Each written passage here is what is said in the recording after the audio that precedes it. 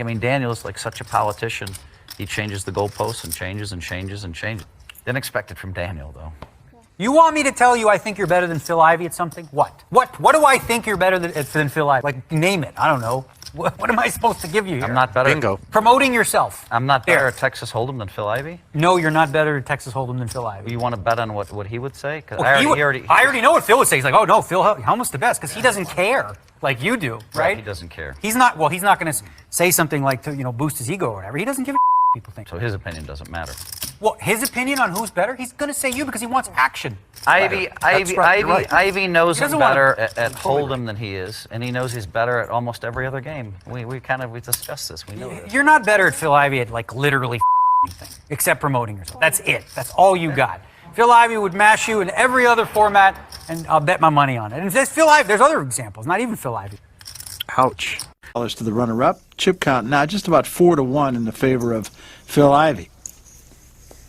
Paul Jackson, however, has breached that magic million chip mark, and were he to double through, we'd be looking at a real horse race here. Well, it's such a different game, two-handed here.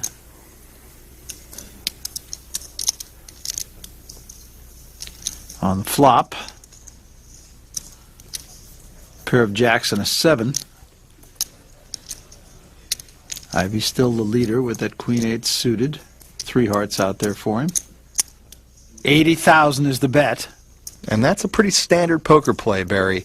The big stack on a flop like this in an unraised pot wants to keep making tester bets. Try to find out if the little guy connected in any way. And with that kind of flop, it looks unlikely. So Phil Ivey says, okay, I've got queen high, but I'll take a stab at it. And look at this! Re-raise by Jackson. Wow.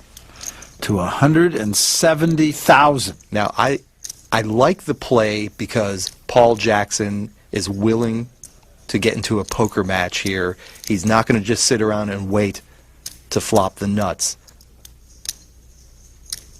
This may be the line in the sand here for Paul Jackson. Phil Ivey, though, if he really thinks deeply about this, might be asking himself, well, now wait a minute. If this guy had a jack in his hand, would he re-raise me here? Probably not. So what the heck is he doing? So he's thinking it, and the question is, will he overthink it? A re-raise! Well, there you are. Re-raises to 320,000. It's right back in the face of Paul Jackson. We are watching some poker here, Barry. Both guys with nothing. Phil Ivey's nothing is a little bit better than Paul Jackson's, but nobody connected with that flop, and here they are, raise, re-raise, re-raise. Nice. Oh my goodness, Jackson is re-raising. What the heck is going on here? Re-raising. Another 150,000, now it's up to 470. Almost 1 million chips in this pot now. This is incredible. And you can almost hear the wheels turning in the head of Phil Ivey. Is this for real? Right, and I'm thinking Phil Ivey has got to fold here.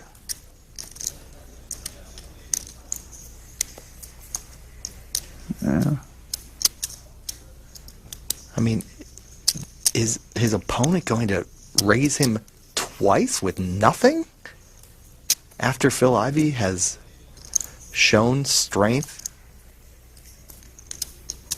How much do you got left? 360. 380. 360, 380. 380,000 is what Jackson finally arrives at. Barry, let's put this in perspective. We're looking at a 1 million chip pot, and both players have nothing. We are looking at 2 guys bluffing with nothing. Both of them. Who's going to blink? With 2 cards to come. I don't think he's going to blink. I don't see how he can possibly continue in this hand. Everything Paul Jackson has done. All in. What? That's why we're here and they're there. Absolutely astonishing poker. Not much point thinking, is there? It's a good lay down, isn't it? He said it was a good lay down, and he's going to do just that. And Phil Ivey is the guy who did not blink. Watching this hand was like witnessing great art. It's absurd and wonderful at the same time. It's just mind-blowing what we just witnessed from Phil Ivey. Oh, Michael, let's witness it one more time. Don't expect him to do anything huge, but he's looking at ace-queen, so he's going to make some sort of move. He bet 60,000 on the ace-queen. Action over to Phil Ivey now, and looking at a couple of nines. Phil Ivey always loves pocket pairs. He'll call it. Next in line is Jason Lester. Ivey with the lead with the 2 nines. Well, Lester with a couple of 10s. And at least before the flop, you figure he's going to stick around, and he indeed does call that.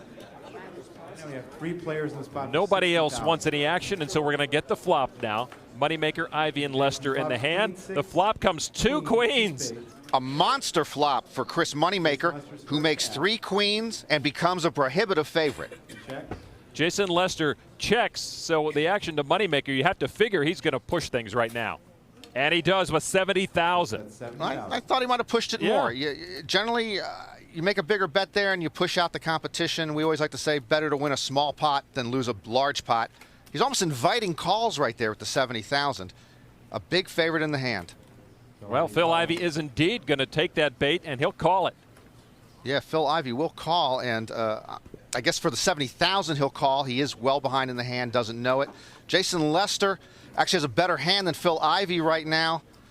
He decides he's going to stay out of harm's way. He doesn't want to get any trouble at this point. The next person knocked out doesn't make the final table. So Jason Lester. Here comes a turn in. It's a 9, and that gives Phil Ivey a full house. Miracle on 4th Street for Phil Ivey, who now has the full house and the better hand. But nobody knows it here except Phil Ivey. And there's no reason for Moneymaker to assume that Ivey had the pocket 9s. So he's going to bet 200,000. Understandably, he just can't think he has that type of hand to beat him. He's got to believe the 3 queens are best right now. And Phil Ivey deciding what he's going to do, he's obviously going to play. And if and when he wins this sizable pot, Phil Ivey will put himself in terrific chip position for the final day.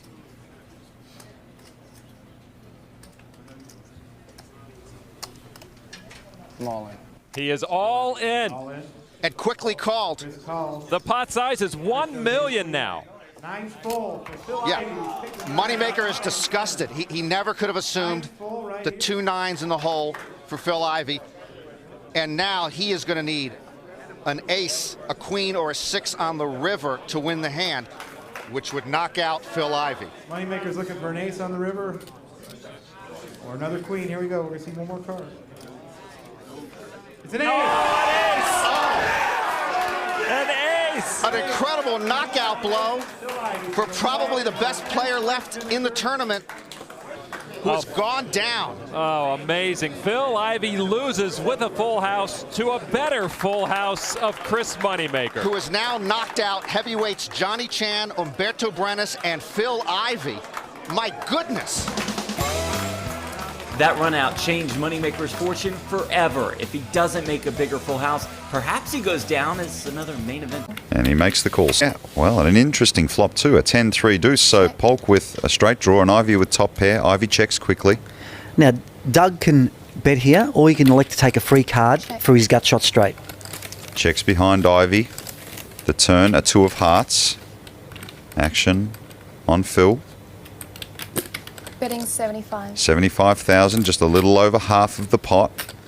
Doug can quite comfortably call here with his ace high. He's going to be ahead not most of the time, but a lot of the time he's going to be ahead. And he's also drawing to an ace or a 5. Call. Makes the call, in position. The river is a 6 of clubs, so Ivey's pair of 10s are best. Action is on Phil. Can he get Doug Polk to call here with ace high, depending on the amount? He could. Yeah, it depends what, how weak Doug sees Ivey as being and what the size of this bet is. Can't really bet too much.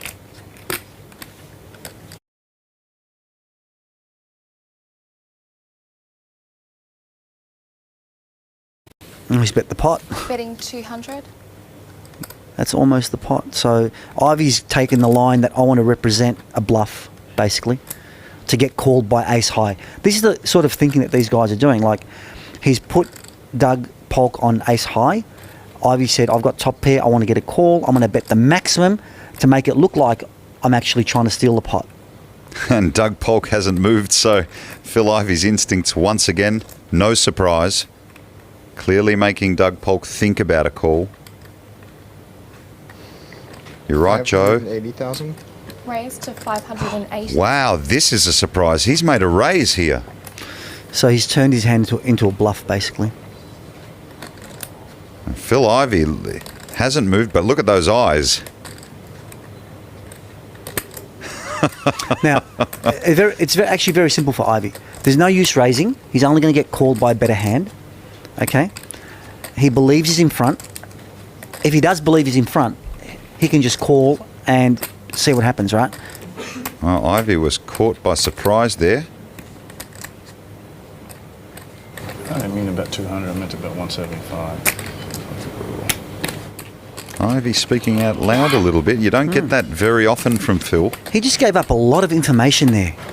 But I wonder whether that was deliberate to try and get a reaction from Polk. You can never tell, right? He said that I meant to bet 175,000, trying to elicit a reaction from Doug Polk, perhaps, a tell of some kind. I think it was a pretty futile attempt, but maybe he's just being honest.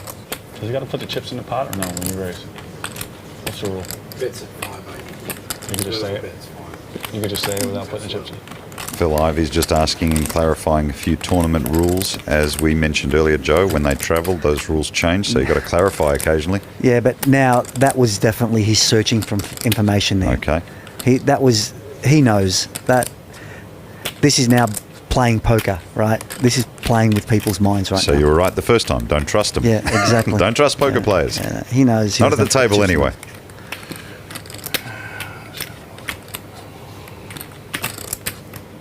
Confused, frustrated.